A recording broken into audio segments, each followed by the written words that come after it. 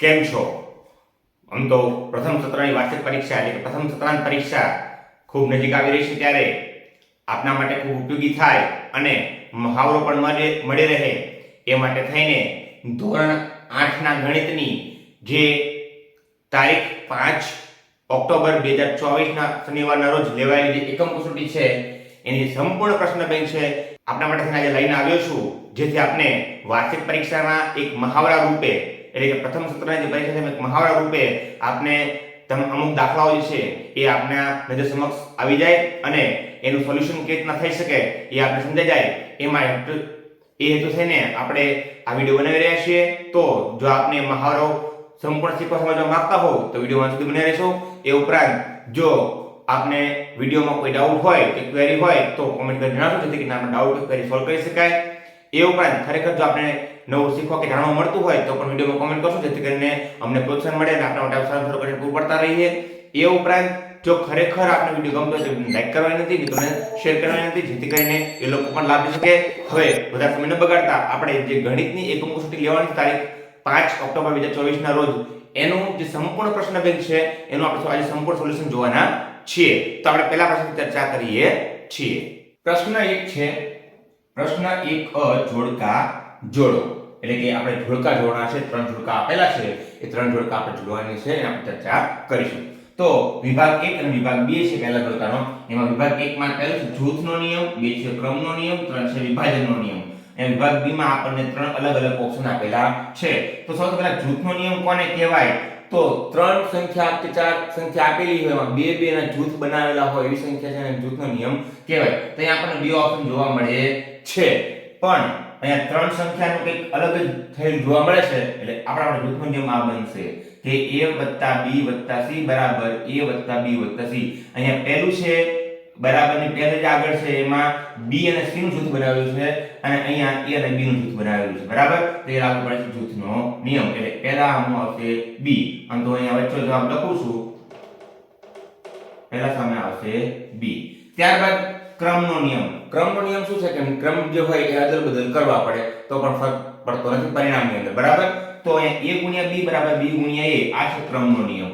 તો અહીંયા જવાબમાં c. અને ત્યારબાદ છે વિભાજનનો નિયમ. તો ઓબ્વિયસલી એક બાકી છે a, જે ગુણાકારનો સરવાળા ઉપર વિભાજનનો નિયમ દર્શાવે છે. એટલે કે ત્રીજામાં જવાબ આવશે a. તો પહેલા જે જોડકું છે એના જવાબ છે b c a. બરાબર, ત્યાર બીજું જોડકું છે કે સરવાળા માટેનો તટસ્થ ઘટક, બીજું છે સમય સંખ્યા, બીજું ગુણાકાર માટેનો તટસ્થ ઘટક. તો આપણે સરવાળા માટેનો તટસ્થ ઘટક શું થાય? તો શૂન્ય થાય. કારણ તટસ્થ ઘટક એને કહેવાય કે સરવાળા માટે વાત કરતા હોય તો સરવાળામાં કોઈ સંખ્યામાં કઈ સંખ્યા એવી ઉમેરશું કે જવાબ એનો એ જ સંખ્યા રહે. ઉદાહરણ તરીકે 5 માં હું શું ઉમેરું તો મને જવાબ 5 જ મળે, તો જવાબ આવશે 0. તો સરવાળા માટે જે તટસ્થ ઘટક છે એ 0 થશે. તો સરવાળા માટે તટસ્થ ઘટક હવે તો ઓપ્શન છે a b c d, એમાં બી ઓપ્શન જે છે એ આપણો જવાબ થશે 0. બરાબર, ત્યારબાદ સમય સંખ્યા. સમય સંખ્યાનું ખરેખર વ્યાખ્યા એવી છે કે p ભાગ્યા q હોવું જોઈએ એ પ્રકારનું સ્વરૂપ હોય જ્યાં q is not equal to 0 અને p અને q છે પૂર્ણાંક સંખ્યા હોવી જોઈએ અને q છે એ 0 હોવો જોઈએ નહીં. એવી સંખ્યા છે પૂર્ણાંક એવી સંખ્યા છે સમય સંખ્યા કહેવાય. તો અહીંયા આપણે જોઈશું તો આ બંને સમય સંખ્યા કહી શકાય, પણ અહીંયા 0 છે માટે સમય સંખ્યા નથી. તો આપણો જવાબ c થશે, એટલે કે 3/5. તો b હમો આવશે c સમય સંખ્યા. ગુણાકાર માટેનો તટસ્થ ઘટક. તો ફરીવાર તટસ્થ ઘટક આવ્યો તો ગુણાકારમાં હું કઈ સંખ્યા સાથે એવી સંખ્યાનો ગુણાકાર કરું જવાબ મને એની જ સંખ્યા મળે. ઉદાહરણ કે 5 નો ગુણાકાર હું કઈ સંખ્યા સાથે કરીશ તો મને જવાબ 5 જ મળશે. તો 5 × 5 એટલે એક જવાબ આવશે. બરાબર, તો અહીંયા ગુણાકાર માટે તટસ્થ ઘટક થશે a 1. બરાબર, તો આ હતું બીજું જોડકું. ત્યારબાદ ત્રીજું જોડકું જોઈએ તો 2 + 3 વત્તા કૌંસમાં 1 + 4 + 3 + 5 બરાબર 2 + 3 + 1 + 4 કૌંસ પૂરો + 3 + 5. તો એ સેમ વસ્તુ આપણે આગળ જોયું તે મુજબ છે કે પહેલા આ બેનું જોડ બનાવી છે અને હવે આ બેનું જૂથ બનાવ્યું છે. તો આ શું છે? તો આ છે જૂથનો નિયમ. એટલે પહેલા માટે જવાબ આવશે અહીંયા લખું છું c. બરાબર, પહેલામાં આવશે c જૂથનો નિયમ. ત્યારબાદ 4/7 ગુણ્યા 2/5 બરાબર 2/5 ગુણ્યા 4/7 ક્રમ અદલ બદલ કર્યા છે. તો કયો નિયમ લાગુ પડે? ક્રમનો નિયમ લાગુ પડશે. તો અહીંયા જવાબમાં આવશે a. હવે ઓબ્વિયસલી એક જ બાકી રહેશે, એ જ જવાબ આવે. પણ તે છતાં સમજીએ 5 તૃતીયાંશ ગુણ્યા 1 બરાબર 5 તૃતીયાંશ. અત્યારે ચર્ચા કરીએ મુજબ કોઈ પણ સંખ્યાનો ગુણાકાર હું એક સાથે કરું તો મને જવાબ એનો એ જ મળે. તો એક શું છે? તો ગુણાકાર માટે તટસ્થ સંખ્યા છે, એટલે જવાબ થશે બી. તો આ ત્રણ જોડકા હતા, તેનું સોલ્યુશન આપણે કર્યું છે. હવે આપણે પ્રશ્ન 1 ની ચર્ચા કરીએ. પ્રશ્ન 1 છે સાદું રૂપ આપો. ત્રણ દાખલા આવ્યા છે, સાદું રૂપ આપવાનું છે. સૌથી પહેલા આપણે જોઈએ પહેલી રકમ છે 1/3 ગુણ્યા 1/5 વત્તા 1/3 ગુણ્યા 3/5. બરાબર? તો આ પ્રકારનો દાખલો છે. તો સૌથી પહેલા આપણે આનું સાદું રૂપ આપીએ. તો સૌથી પહેલા અહીંયા 1 એટલે કે ઉપર ઉપરનો ગુણાકાર, નીચે નીચેનો ગુણાકાર કરશું. તો 1 એકા 1/3/5 15 વત્તા, હવે 3 ઉડી જાય પણ હું હાર ઉડાડતો નથી, કારણ કે મારી સરળતા માટે હું આ વસ્તુ કરી રહ્યો છું અને કરવું જોઈએ ખરેખર. 3 એકા 3/5 તરી 15. આપણે જે જવાબ મળી સમછેદી અંક મળ્યા છે. સમછેદી અંકનો સરવાળો બહુ સરળ હોય છે. એક પાછો કોણ છે? તો જે અંક છે નીચે મૂકી દેવાનો, છેદમાં સમછેદી છે ઈ, અને ઉપરના આંકડા એમને મૂકી દઈશું. તો 1 ને 3 થશે 4/15. તો આ જવાબ છે. આટલું ઈઝી છે. જો 3 ઉડાડે તો પણ જવાબ આ જ આવે, પણ 3 ઉડાડે 1/5 પછી લસા લેવો પડે ને પાછું ફરીવાર આ વસ્તુ કરવી પડે. એના કરતા એ છે કે આપણને ખબર પડે છે કે અહીંયા સમછેદી અપૂર્ણાંક મળવાના છે, તો આપણે ત્યાં છેદ ઉડાડીશું નહીં. ત્યારબાદ બીજી રકમ છે 2/3 વત્તા -3/7 વત્તા -1/3 વત્તા 4/7. તો સૌથી પહેલા આપણે જે સરખા છેદ છે એને બાજુમાં લઈ લઈએ. તો આપણે કંઈક આવું બનશે 2/3 વત્તા -1/3 વત્તા -3/7 વત્તા 4/7. હવે આનું એક જૂથ બની જશે અને આનું એક જૂથ બની જશે. હવે આનો આપણે સાદું રૂપ આપીએ તો સમછેદી છે એટલે હું ડાયરેક્ટ લખું છું. 3 નીચે આવશે, અહીંયા 2 ઓછા 1 પ્લસ માઇનસ માઇનસ હશે એટલે 2 ઓછા 1 વત્તા અહીંયા 7 છેદમાં આવશે, અહીંયા -3 વત્તા 4. તો 2 માંથી 1 જાય, 1/3 વધશે. અહીંયા બંને છે અલગ અલગ છે એટલે બાદબાકી થાય. 4 માંથી 3 જાય એટલે 1 વધે, 1/7 વચ્ચે સરવાળાની નિશાની છે. બરાબર? આપણે કૌંસમાં રાખીએ એટલે આપણે ભૂલ પડે નહીં. હવે અહીંયા આપણે સાદું રૂપ આપીએ તો થશે લસા 21 થાય. કેટલો થાય લસા? 21. બરાબર? હવે 1/3 છે, 21 લાવવા માટે 7 વડે ગુણવા પડે. અહીંયા પણ 7 વડે ગુણશું, વત્તા 1/7 છે, 3 વડે ગુણવા પડે, અહીંયા 3 વડે ગુણશું. તો 7/21 વત્તા 3/21 સમછેદી થઈ ગયું એટલે 7 વત્તા 3/21 એટલે કે 10/21 આનો જવાબ થશે. તો આ રીતના આપણે દાખલાનો સોલ્યુશન મળે છે. દાખલા નંબર 3 જોઈએ હવે. તો -2/3 ગુણ્યા 6/12 ગુણ્યા 15/4 ગુણ્યા 4/5. આ રકમ હું ફરીવાર નીચે લખી રહ્યો છું, કારણ કે આગળનો સ્ટેપ કરવા માટે ડાયરેક્ટ આપણે જવાબ નથી લાવવું, એટલે આપણે એકવાર ફરીવાર નીચે લખીએ અને હવે આપણે દરેક જગ્યાએ ગુણાકાર છે છેદ ઉડાડીએ. તો 3 દુ 6 થશે, અહીંયા 2 6 12 થશે અને 2 તરી 6 થશે એટલે વધશે -1/3 એને ગુણ્યા આ 4 ગયા 4 ગયા 5 તરી થશે 15 એટલે ઉપર 3 વધશે, નીચે 1 વધશે. હવે આ 3 ઉડી જાય એટલે વધશે -1/1 થશે -1. આવી રીતના સાદું રૂપનું સોલ્યુશન આવે છે. ખૂબ ઈઝી દાખલાઓ છે, આવડે એવું છે અને આ ખરેખર પરીક્ષાઓમાં ઘણીવાર પૂછી શકાતું હોય છે, એટલે ખાસ જોઈ લેવું, સમજી લેવું. બરાબર? અને તમને ખબર ન પડી હોય તો કોમેન્ટ કરી જણાવશો. તો હવે અહીંયા પ્રશ્ન 1b છે એ પૂરો થાય છે. હવે પ્રશ્ન 2 ની ચર્ચા કરીએ. પ્રશ્ન 2 અ છે નીચેના સુરેખ સમીકરણનો ઉકેલ મેળવો. આપણે સુરેખ સમીકરણ આપ્યા છે અને આપણે ઉકેલ મેળવવાનો છે. એમાં પહેલું છે 2x ભાગ્યા 4 ઓછા 4/5 બરાબર x ભાગ્યા 4 વત્તા 1/5. સૌથી પહેલા આપણે ચલવાળા એક બાજુ લેશું, અચળવાળા એક બાજુ લેશું. તો બનશે આવું 2x છેદમાં 4 આ પ્લસ સાઇન આવે છે -x/4 બરાબર 1/5. આ એમ નામ રહેશે, આ માઈનસ સાઇન આવે પ્લસ થાય 4/5. હવે સમાજછેદી છે 4 એક નીચે લખશું, અહીંયા 2x ઓછા x કરીશું બરાબર અહીંયા 5 નીચે લખીશું, 1 વત્તા 4 કરીશું. 2x માંથી x જાય x/4 વધશે બરાબર 1 થાય 5/5 વધશે. x સાથે 4 નો સંબંધ છે ભાગાકાર છે, આ બધું ગુણાકાર થાય એટલે x બરાબર થશે 5/5 એને ગુણ્યા 4 એટલે કે x બરાબર આ 5 ઉડી જાય, જવાબ વધશે 4. તો આ રીતના આપણે પહેલું જે સમીકરણ છે એનું સોલ્યુશન મળે છે. બીજું જોઈએ x ઓછા 5 ભાગ્યા 4 બરાબર x ઓછા 4 ભાગ્યા 5. જ્યારે પણ આ દાખલો આપ્યો હોય ત્યારે ચોકડી ગુણાકાર યાદ રાખવાનો. 4 ને અહીંયા મૂકવાના, 5 ને અહીંયા મૂકવાના. તો બનશે આવું 5 કૌંસમાં x ઓછા 5 બરાબર 4 કૌંસમાં x ઓછા 4. હવે કૌંસની બહાર 5 છે, 5 નો ગુણાકાર બંને હારે થાય, 4 નો ગુણાકાર બંને હારે થાય, તો 5 ગુણ્યા x એટલે 5x ઓછા 5 નો ગુણાકાર 25 બરાબર 4x ઓછા 16 બરાબર. હવે 25 આ બાજુ મૂકશું, 4x આ બાજુ લાવશું તો 5x આ પ્લસ સાઈન કા આવે માઈનસ થાય, 4x બરાબર 25 માઈનસ સાઈન કા આવે પ્લસ થાય ઓછા 16 એમ નામ રહેશે. 5x માંથી 4x જાય વધશે 1x બરાબર 25 માંથી 16 જાય જવાબ આવે 9. 16 ને 9 25 થાય બરાબર. હવે x બરાબર 9 છે એ આ સમીકરણનો ઉકેલ છે બરાબર. ત્રીજું જે છે 5x ભાગ્યા 6 ઓછા 3x ભાગ્યા 4 વત્તા x ભાગ્યા 2 બરાબર 21. જ્યારે પણ આ પ્રકારનો દાખલો હોય તો અહીંયા સૌથી પહેલા આપણે છેદ સરખા કરવા પડે, એટલે કે સમછેદી બનાવવા પડે. તો 6 4 અને 2 નો લસા લેવો પડશે. 6 4 અને 2 નો લસા થાય 12 બરાબર. લસા એટલે એવી સંખ્યા જે ત્રણેયના ઘડિયામાં સૌથી પહેલા આવતી હોય એ સંખ્યાને લસા કહેવાય. 6 ના ઘડિયામાં 12, 4 ના ઘડિયામાં 12 અને 2 ના ઘડિયામાં 12 સૌથી પહેલા આવશે. હવે 5x છે એને હું ગુણ્યા 2 કરીશ અને કે 6 ગુણ્યા 2 કરીશ. શા માટે? મારે લસા બહાર લાવવાનો છે એટલા માટે.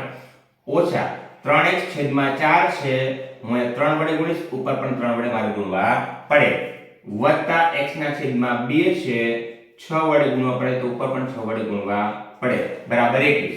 હવે 5 દુ 10x છેદમાં 12 ઓછા 9x છેદમાં 12 વત્તા 6x છેદમાં 12 બરાબર 21. અને તેથી નિશાની આવશે. તેથી હવે સમછેદ થઈ ગયું, 12 એકવાર નીચે લખી, ઉપરના આંકડા એમ નામ 10x ઓછા 9x વત્તા 6x બરાબર 21. 10x માંથી 9x જાય 1x વધશે અને વત્તા 6x છે એટલે થશે 7x. 7x બરાબર 7x છેદમાં 12 બરાબર 21 થશે. 12 ગુણાકાર ભાગાકારમાં છે, આ બધો ગુણાકાર થાય એટલે કે 7x બરાબર 21 ગુણ્યા 12 અને x બરાબર થશે આ 7 ગુણાકારમાં છે, આ બધો ભાગાકાર થાય તો 21 ગુણ્યા 12 ભાગ્યા 7 7 તરી 21 થાય એટલે કે x બરાબર આપણને મળશે 12 તરીને 36. આપણને આ સમીકરણનું સોલ્યુશન 36 મળે છે. હવે આ ખરેખર આપણો જવાબ સાચો છે કે ખોટો જોઈએ એ જવાબ શીખવું હોય, જાણવું હોય કે તાળો મેળવવો હોય તો x ની કિંમત બધે 36 મૂકી દો તો જવાબ આપણને આ મળી જવો જોઈએ. ઉદાહરણ તરીકે ખાલી જોઈએ તો હું 36 અહીંયા મૂકું તો 60 36 ઉડી જશે, 6 5 30 થશે બરાબર. 30 ઓછા એટલે અહીંયા આવશે 30. અહીંયા આપણે સમજવા માટે લખીએ. હવે 36 અહીંયા મૂકું તો 9 ચોક 36 થશે, 9 તરી 27 થશે અહીંયા. 30 માઈનસ 27 અને 36 અહીંયા મૂકું તો પ્લસ 18 થશે. હવે જોઈએ 30 માંથી 27 જાય 3 વધે, 3 માં 18 નાખો જવાબ 21 થઈ જાય. મતલબ આપણો જવાબ સાચો છે. આ તાળો મેળવવાની રીત છે જસ્ટ સમજાવવા માટે મેં આપને કીધું બરાબર. પણ દાખલો આપણે આગળવાનો થાય છે. તો અહીંયા પ્રશ્ન 2 એ પૂરો થાય છે. હવે પ્રશ્ન 2b જોઈએ. પ્રશ્ન 2b છે નીચેના સમીકરણનો ઉકેલ મેળવો. આ પણ સમીકરણ છે એનો આપણે ઉકેલ મેળવવાનો છે. પહેલું 4x 5 બરાબર 3x 2. તો આ સમીકરણ ઉકેલવા માટે સૌથી પહેલા કોઈ પણ એક બાજુ ચલ ભેગા કરો, બાકી બાજુ છે અચલ ભેગા કરો. તો 3x ના બાજુ લઈશ, 5 ના બાજુ લઈ જઈશ તો બનશે એવું કે 4x આ પ્લસ સાઈન કા માઈનસ થાય, 3x બરાબર 2 એમ નામ આ -5 સાઈન કા જાય +5 થાય. 4 ને 3 થશે 7x બરાબર 5 ને 2 થશે 7. x સાથે 7 ગુણાકારમાં છે, આ બધું ભાગાકારમાં થાય. x બરાબર થશે 7 ભાગ્યા 7, 7 એકા 7 એટલે કે x બરાબર આપણને જવાબ મળશે 1. આ આપણું સોલ્યુશન થાય છે બરાબર. ખૂબ ઈઝી છે. ત્યારબાદ છે 5x બરાબર 4x 20. તો 4x નું આ બધું લાવવું તો 5x ઓછા 4x બરાબર 20 થાય. કારણ કે પ્લસ સાઈન આવે માઈનસ થાય. તેથી શું થશે 5x માંથી 4x શું વધે 1x વધશે, 1x બરાબર થશે 20. આ આપણો જવાબ છે. ખૂબ જ સરળ દાખલો બરાબર. ત્યારબાદ ત્રીજું છે 3y ઓછા 2 બરાબર 4 ઓછા y. y ચલ જે છે હું આ બધું લઈશ અને પ્લસ માઈનસ 2 છે હું આ બધું લઈશ તો શું બનશે 3y આ માઈનસ થશે પ્લસ y બરાબર 4, આ માઈનસ સાઈન થશે પ્લસ 2. 3 ને 1 થશે 4y બરાબર 4 ને 2 થશે 6. y ને 4 ગુણાકારમાં આપણે તો ભાગાકાર થાય તો y બરાબર થશે 6 ભાગ્યા 4 બરાબર. તો હવે અહીંયા છેદ ઉડાડીએ તો y બરાબર 6 એટલે શું તો અહીંયા લખું છું ઉદાહરણ તરીકે સિમ્પલ પડે એટલે 3 દુ 6 અને 2 દુ 4 બે ઉડી જાય એટલે વચ્ચે 3 ના છેદમાં 2 તો y નો આપણને સોલ્યુશન જે છે સમીકરણનું કે y બરાબર 3 દૂત્યાંશ મળે છે. આમાં પણ તમે તાળવો મેળવો હોય તાળો મેળવી શકો છો. y x ગમેની કિંમત જે છે મૂળ સમીકરણમાં મૂકો એ પ્રમાણે આપણને જવાબ મળવો જોઈએ. ત્યારબાદ પ્રશ્ન નંબર 3 છે કે નીચેના વિધાનો સાચા છે ખોટા તે જણાવો. આપણા વિધાન છે ખરા ખોટા છે એ જોવાનું છે. પહેલું છે સમાંતર બાજુ ચતુષ્કોણની સામસામેની બાજુની એક જ જોડ પરસ્પર સમાંતર હોય તો આ વિધાન ખોટું છે. કારણ કે સામસામેની બંને જોડ જે છે એ સમાંતર હોય છે સમાંતર બાજુ ચતુષ્કોણમાં, બરાબર? તો આનો જવાબ થશે ખોટું. ત્યારબાદ જે છે સમલંબ ચતુષ્કોણમાં પાસની બાજુઓની બંને જોડ સમાન લંબાઈની હોય છે તો આ વિધાન પણ ખોટું છે. કારણ કે સમલંબ ચતુષ્કોણમાં પાસની બાજુની જોડ જે છે ની લંબાઈ સમાન હોતી નથી. ત્યારબાદ ત્રીજું છે પતંગાકાર ચતુષ્કોણમાં કોઈ એક વિકર્ણ બીજા વિકર્ણને દુભાગે છે તો આ વિધાન સાચું છે. કારણ કે પતંગાકાર ચતુષ્કોણ જે છે અહીંયા હું દોરીને ટ્રાય કરું છું તો આમાં જે મોટો વિકર્ણ નાનો વિકર્ણ છે ને મોટો વિકર્ણ જે છે એ હંમેશા દુભાગતો હોય છે. ત્યારબાદ ચોથું છે દરેક સમબાજુ ચતુષ્કોણ એ ચોરસ જ છે. આ વિધાન ખોટું છે. કારણ કે દરેક સમબાજુ ચતુષ્કોણ એ ચોરસ ન કહેવાય. કારણ કે સમબાજુ ચતુષ્કોણમાં ખૂણાઓ કાટખૂણા હોતા નથી દર વખતે, બરાબર? ત્યારે ચોરસમાં દરેક વખતે કાટખૂણા હોય છે, બરાબર? ઊંધું હોય કે દરેક ચોરસ છે એ સમબાજુ ચતુષ્કોણ છે તો આપણે એ વિધાન સાચું પાડે. દરેક ચોરસ એ લંબચોરસ છે તો આ વિધાન સાચું છે. કારણ કે લંબચોરસના જે પણ ગુણધર્મો છે ચોરસ ધરાવે છે. ત્યારબાદ દરેક ચોરસ એ સમાંતર બાજુ ચતુષ્કોણ છે. આ વિધાન સાચું છે, બરાબર? કારણ કે સમાંતર બાજુ ચતુષ્કોણના જે ગુણધર્મો છે એના આધારે ચોરસની વ્યાખ્યા આપવામાં આવેલી છે. એટલે કે દરેક ચોરસ જે છે એ સમાંતર બાજુ ચતુષ્કોણ કહેવાય છે. ત્યારબાદ દરેક લંબચોરસ એ ચોરસ છે. જો આ સાચું હોય તો આ ખોટું પડે, બરાબર? કારણ કે દરેક લંબચોરસ છે એ ચોરસ હોઈ શકે નહીં. લંબચોરસમાં સામસામેની બાજુના માપ સરખા હોય. ત્યારબાદ સમબાજુ ચતુષ્કોણ ચોરસ લંબચોરસ એ વિશિષ્ટ સમાંતર બાજુ ચતુષ્કોણ છે.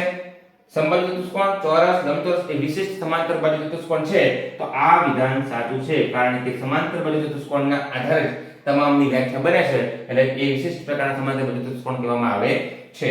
ત્યારબાદ નવમો છે સમલંબ ચતુષ્કોણમાં સામસામેની બાજુની ફક્ત એક જ જોડની બાજુઓ પરસ્પર સમાંતર હોય છે તો આ વિધાન સાચું છે. કારણ કે કોઈ પણ એક જ બાજુ સામસામેની જે છે એને સમાંતર હોય છે. ઉદાહરણ તરીકે હું અહીંયા દોરું છું, આ સમલંબ ચતુષ્કોણ છે, આ પ્રકારનું હોય તો આને પણ સમલંબ ચતુષ્કોણ કહેવામાં આવે છે. આ એક જ જોડ સમાંતર થાય, આ સમાંતર નથી, બરાબર? આ સમાંતર નથી, આ સમાંતર છે, આ સમાંતર નથી. તો ત્રીજો પ્રશ્ન પૂર્ણ થાય છે.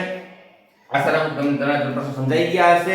વિડિયોની લેન્થ કંઈક લાંબી બની રહી છે માટે હું 3 પ્રશ્ન સુધી રાખી રહ્યો છું. તો પ્રશ્ન નંબર 4 થી બાકીના જે પ્રશ્ન છે એ આપણે નેક્સ્ટ વિડિયોમાં કવર કરશું. પણ એક વસ્તુ જણાવી દઉં કે આ કરવું એટલા માટે ઇમ્પોર્ટન્ટ છે કે ઘણીવાર પરીક્ષામાં આમાંથી ઘણા પ્રશ્નો બેઠા જોવા મળતા હોય છે. તો આપને વિનંતી છે કે એકવાર જોઈ લેજો, સમજી લેજો. કારણ કે આ છે તમને વાર્ષિક પરીક્ષા એટલે પ્રથમ સત્રની જે વાર્ષિક પરીક્ષા છે એમાં ખૂબ ઉપયોગી થવાનું છે સત્રાંશ પરીક્ષામાં, બરાબર? તો આશા રાખું તમને સમજાઈ ગયું છે. તેમ છતાં કોઈ ડાઉટ કે ક્વેરી હોય તો કોમેન્ટ કરીને જણાવશો જેથી કરીને આપણે ડાઉટ કે ક્વેરી સોલ્વ કરી શકાય. એ ઉપરાંત ખરેખર જો આપણે નવું કંઈ શીખવા કે જાણવા મળ્યું હોય તો પણ કોમેન્ટ કરીને જણાવશો જેથી કરીને અમને આપના માટે સારું કન્ટેન્ટ પૂરું પાડવાનું પ્રોત્સાહન મળે.